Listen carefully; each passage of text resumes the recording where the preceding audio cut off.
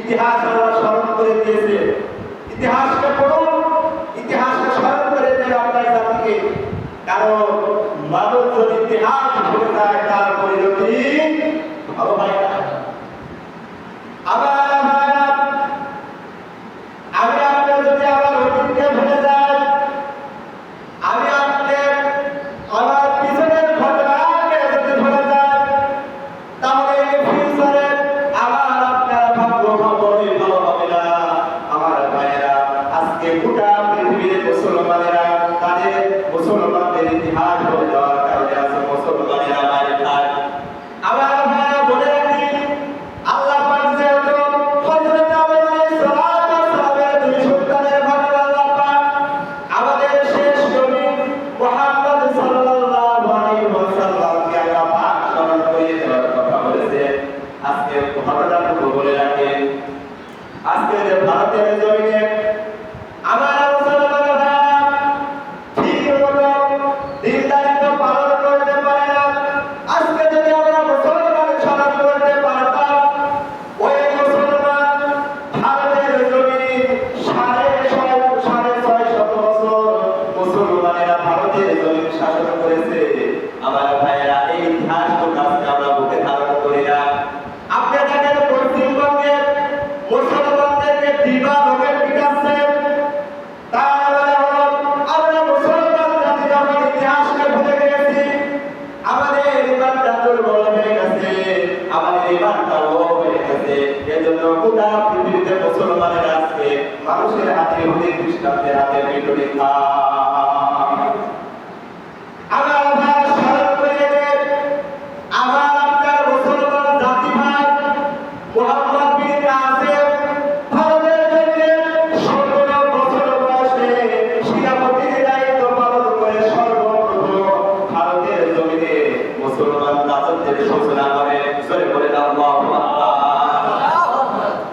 আমার ভাই, আপনাকে চিন্তা করতে পেরেছেন কত বড় কথা। ১৭ বছর বয়সে ভারতের জমিনে মুহাম্মদ বিন কাসেম সর্বপ্রথম সেনাপতির দায়িত্ব পালন করে মুসলমান ওই ভারতের জমিনে মুসলমানের রাজত্ব সূচনা করে। আমার ভাইয়েরা, আজকে আমরা ইতিহাসগুলো ভুলে গেছি, যে কারণে আজকে ভারতের জমিনে আমার ভাইয়েরা হিন্দু খ্রিস্টানেরা হিন্দু আজকে মুসলমানদেরকে জয় শ্রীরাম বলে বলে মুসলমানদেরকে পিটায়। আমাদের আফসোস, আমাদের দুঃখ, আরে কিভাবে ভারতে মুসলমানদেরকে মারে। দিন দুনিয়ার খবরটা আমরা রাখি না, আমি নিজে বাঁচি বাপের না। আর পাশেই তো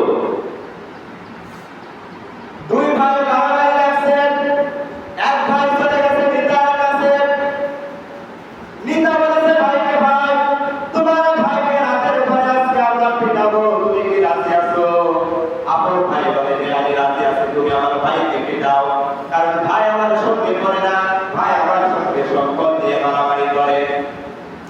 আল্লাহ ভাইয়া রাতের অন্ধকারে মুসলমান ভাই একে অপর মুসলমান ভাই নেতা এসে ধরা পড়ে ভাইকে পিটালো।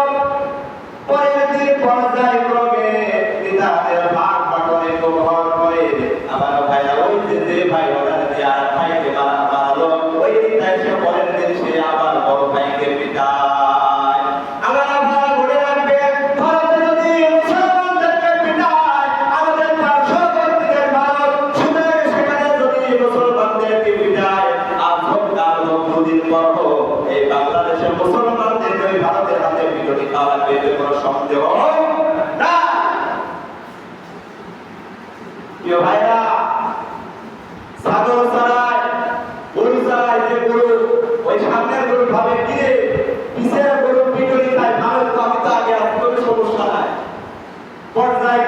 দিনের পালা বদলে যখন ওই সামনের গরু বিল্ডিংটাকে ছিল আগে পিঠে খাইতে না সেই গরু এখন পিস করে গেছে, এখন সেই গরু আবার পিঠে খাওয়া শুরু হয়ে গেছে।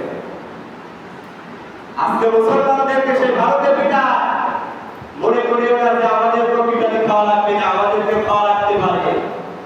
যদি ওখানে শুরু হয় 2 দিন পর এখানেও শুরু হতে পারে। এই হচ্ছে ইতিহাস। তাহলে আল্লাহ পাক যে মুহাম্মদ সাল্লাল্লাহু আলাইহি সাল্লামকে বলছেন সেই ইতিহাসকে স্মরণ করিয়ে দিয়ে আপনার জাতির কাছে উম্মতের কাছে আপনি বলে দেন যে ইতিহাসকে তারা বুকে ধারণ করে। আল্লাহু আকবার বলে।